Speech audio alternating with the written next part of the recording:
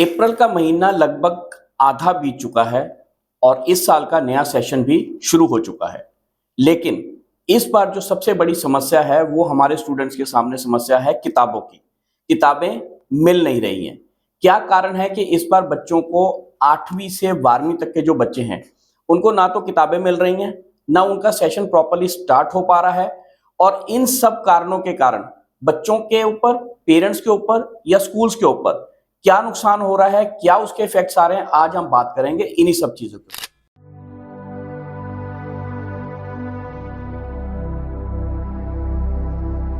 नमस्कार दोस्तों, आप देख रहे हैं मंथन चैनल और मैं हूं करुण कश्मीरी।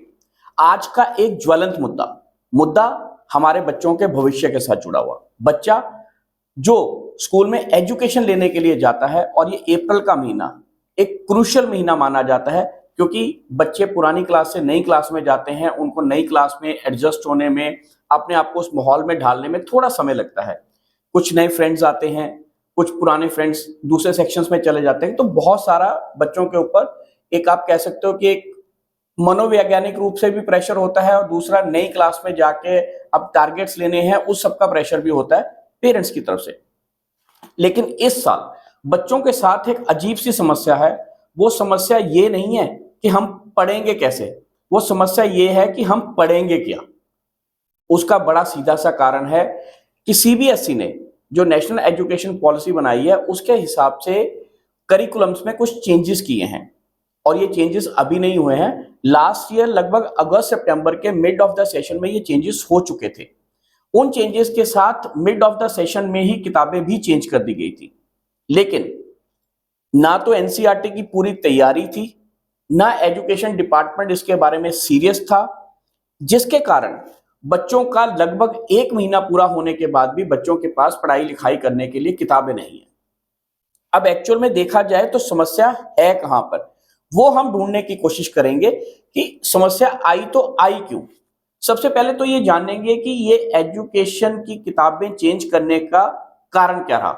तो उसका सबसे बड़ा कारण रहा कि सरकार ने जो 2020 में नेशनल एजुकेशन पॉलिसी बनाई, उस पॉलिसी का ये पर्पस था कि बच्चों को थ्योरी से ज्यादा प्रैक्टिकल्स पे ध्यान दिया जाए, बच्चों को एजुकेशन के साथ स्किल्स के ऊपर डेवलप किया जाए। और इन सब चीजों को देखते हुए धीरे धीरे एक, आप कह सकते हो कि स्टेप बाय स्टेप एजुकेशन में रिफॉर्म्स करने की कोशिश की गई। लेकिन समस्या सबसे बड़ी ये खड़ी हो गई कि पिछले साल बच्चों को मिड ऑफ द सेशन में किताबें चेंज करनी पड़ी। आधा सिलेबस हो चुका था, उसके बाद आधे सिलेबस की किताबें चेंज की गई। पेरेंट्स के ऊपर सबसे बड़ा बोझ पड़ा, उनको किताबें दोबारा से परचेज करनी पड़ी। टीचर्स के ऊपर बोझ ये पड़ा कि उनको अपना वो सिलेबस जो लगभग आधा कंप्लीट कर चुके थे, उनको दोबारा से नए सिरे से उसको प्रैक्टिकली एप्लीकेबल करना पड़ा। और बच्चों के साथ समस्या ये रही कि वो एक टारगेट और एक गोल्स के साथ एक किताबों को पढ़ रहे थे, उनका पूरा का पूरा वो पैराडायमिकली शिफ्ट हो गया। यहां तक तो सारी चीजें ठीक थी। अब पेरेंट्स, स्कूल और टीचर्स और बच्चे ये समझ रहे थे कि नया सेशन जब शुरू होगा तो सारी चीजें बड़ी स्मूथली चलेंगी। लेकिन जब स्कूल खुले तो सबसे बड़ी समस्या ये आई कि सीबीएसई की तरफ से अभी तक एनसीईआरटी की बुक्स जो मार्केट में आनी चाहिए थी वो अभी तक अवेलेबल ही नहीं हो पाई। अब इसके पीछे अगर हम जो कारण है उनको खोजने की कोशिश करेंगे तो हम ये पाएंगे कि ये बहुत हद तक एक तरह से ऐसा लग रहा है कि आप बच्चों के भविष्य के साथ और एजुकेशन पॉलिसी के साथ एक्सपेरिमेंट्स कर रहे हैं।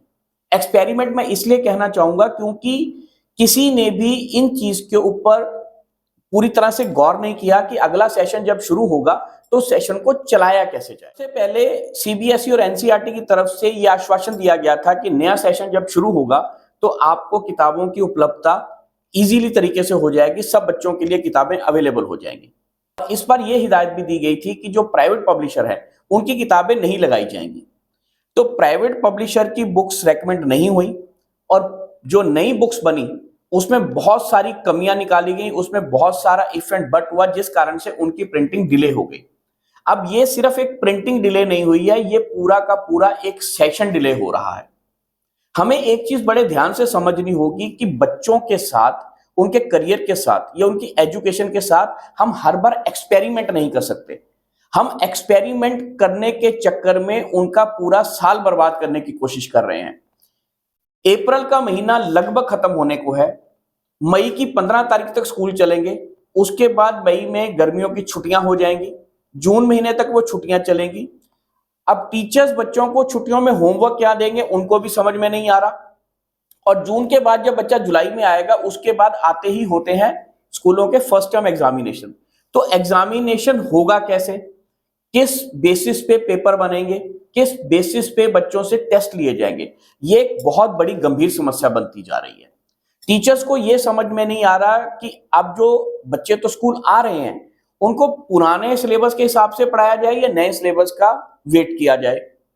इसके लिए एनसीईआरटी ने एक रास्ता निकाला कि कुछ एक बुक्स का जो है वो सॉफ्ट कॉपी लॉन्च कर दी गई वेबसाइट्स के ऊपर कि वहां से डाउनलोड करके आप पढ़ा लो। लेकिन कितने लोगों को डाउनलोड करके उससे पढ़ाया जाएगा। मान लिया स्कूल्स ने उनकी कॉपीज अवेलेबल कर ली टीचर्स के लिए कि टीचर्स उसमें से पढ़ाएं, लेकिन बच्चा घर जाके रिवीजन कहां से करेगा। यहां पर सबसे ज्यादा समस्या खड़ी हो रही है। हर पेरेंट्स ट्यूशन अफोर्ड नहीं कर पाता। कुछ बच्चे सेल्फ स्टडी वाले भी होते हैं, कुछ के पेरेंट्स खुद बच्चों को घर में पढ़ाते हैं, लेकिन बुक्स की अनअवेलेबिलिटी होने के कारण इस वक्त ये पूरा का पूरा सेशन जो है वो अपने आप से मुसीबतों में खड़ा हो गया। सबसे बड़ी जो समस्या है वो है प्लानिंग और एग्जीक्यूशन की। एक बड़ा सिंपल सा सवाल है, अगर आपकी प्लानिंग प्रॉपर तरीके से नहीं थी, अगर आप प्रिंटिंग बुक्स की प्रिंटिंग अच्छे ढंग से प्लान नहीं कर पाए, तो उनको इतनी जल्दी ग्राउंड में उतारने की जरूरत क्या थी। जब आपकी प्लानिंग प्रॉपर नहीं थी तो आपने उस चीज को मार्केट में एप्लीकेबल क्यों किया। आपको पूरी तैयारी के साथ आना चाहिए था। आपको पता है पूरे देश में कितने बच्चे स्कूलों में पढ़ते हैं, कितनी किताबों की रिक्वायरमेंट है, कहां कहां कितनी कितनी किताबें पहुंचनी है, ये सारा का सारा डाटा सीबीएसई और एनसीईआरटी के पास है। लेकिन फिर भी इसके लिए ना तो सीरियस तरीके से काम किया गया और ना ही मार्केट में सेशन शुरू होने से पहले किताबें अवेलेबल की गई। अब इसका आने वाले समय पर जो बच्चों के ऊपर असर दिखेगा, या स्कूल्स के ऊपर जो असर दिखेगा, या पेरेंट्स के ऊपर जो असर दिखेगा, वो बहुत ही गंभीर और चिंता का विषय है। स्कूल्स को यह समझ नहीं आ रहा कि हम टीचर्स को इंस्ट्रक्शंस क्या पास करें। टीचर्स को यह समझ नहीं आ रहा कि हम बच्चों को पढ़ाएं क्या। और बच्चे तो पहले ही कंफ्यूज हैं कि हम जो पढ़ाया जा रहा है ये आगे जाके पेपर्स में आएगा, या जो नई बुक्स आएंगी हमें नए सिरे से नई सारी चीजें पढ़नी पड़ेंगी। तो यहां पर हम ये मानते हैं कि ये एजुकेशन पॉलिसी का जो डिसीजन है वो तो बहुत अच्छा है, लेकिन उसको एप्लीकेबल करने की जिम्मेवारी और उसके लिए जो प्रॉपर प्लानिंग होनी चाहिए थी, वो ना तो एजुकेशन डिपार्टमेंट ने की, ना ही पब्लिशर ने की। पब्लिशर जाने एनसीईआरटी। तो इन सब के झमेले में जो पिस रहा है वो बच्चा पिस रहा है। और बच्चा कौन सा पिस रहा है, जो 9 से लेकर 12th की स्टडी कर रहा है। दोस्तों, हम शुरू से इस चीज के ऊपर अपने समय से भी ये बात होती चली आ रही है कि 9th और 10th 2 साल ऐसे होते हैं जो बच्चे की जिंदगी के लिए बहुत क्रूशियल होते हैं। यहां से बच्चा डिसाइड करना शुरू करता है कि उसको आगे जाके क्या करना है।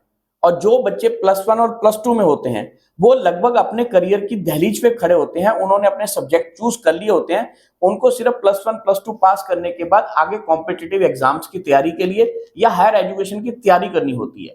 तो देखा जाए तो हमने 8वीं से लेके 12वीं तक के बच्चों का भविष्य एक तरह से अभी तक के लिए प्रश्न चिन्ह में खड़ा कर दिया है। अब सोचने वाली बात यह है कि इसके लिए जिम्मेदार कौन है।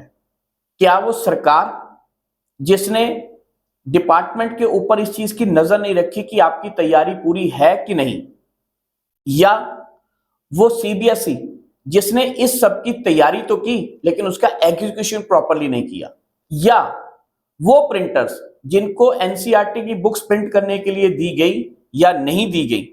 ये बीच की बहुत बड़ा सवाल है। अगर दी गई तो उन्होंने टाइमली प्रिंट नहीं किया, तो क्यों नहीं किया, और अगर उनको दिया ही नहीं गया तो उनकी गलती नहीं है, तो फिर घूम फिरकर गलती आ जाती है एजुकेशन डिपार्टमेंट की। दोस्तों, हमें एक चीज बड़े सही तरीके से समझनी चाहिए कि बच्चों का एक एक दिन बहुत इंपॉर्टेंट होता है।